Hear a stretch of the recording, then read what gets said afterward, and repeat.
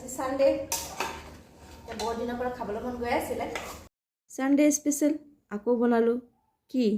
chicken biryani চাওকচোন পিঁয়াজ fry হৈ গ'ল ইয়াত মই দিলোঁ জাবিত্ৰী লং ইলাচি ইয়াত আছে আদা নহৰু পিঁয়াজ জলকীয়া জিৰা জালুক চব পিচি পেলাই দি দিছোঁ হালধি দিলোঁ নিমখ অকণমান তাৰপিছত চিলি পাউডাৰ মাংসখিনি দি দিলোঁ এইখিনি দিয়াৰ পিছত মই ধুনীয়াকৈ গোটেই মছলাৰ লগত মাংসখিনি সিজাই ল'ম এতিয়া ভালকৈ সিজাওঁতে ইয়াত থৈ দিলোঁ ভাতৰ পানী দিলোঁ কেঁচা জলকীয়া লং ইলাচি অলপ ঘি দি দিলোঁ তাত তাৰপিছত দিলোঁ নিমখ চাউলখিনি ধুই থোৱা আছিলে চাউলখিনি ইয়াত দি দিলোঁ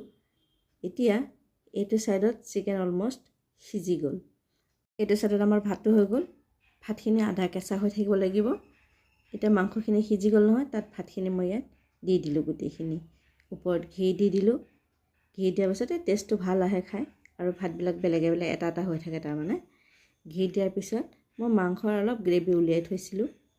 ভাতৰ ওপৰত অলপ দি দিছোঁ গ্ৰেভিখিনি তেনে গোটেই ভাতত লাষ্টত কি হয় গ্ৰেভিখিনি লাগি যায় ইয়াত দিছোঁ পুদিনা আৰু ধনিয়া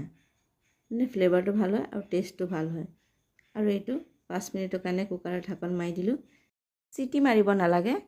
আমাৰ বিৰিয়ানী ৰেডি হৈ গ'ল এতিয়া খাব লাগে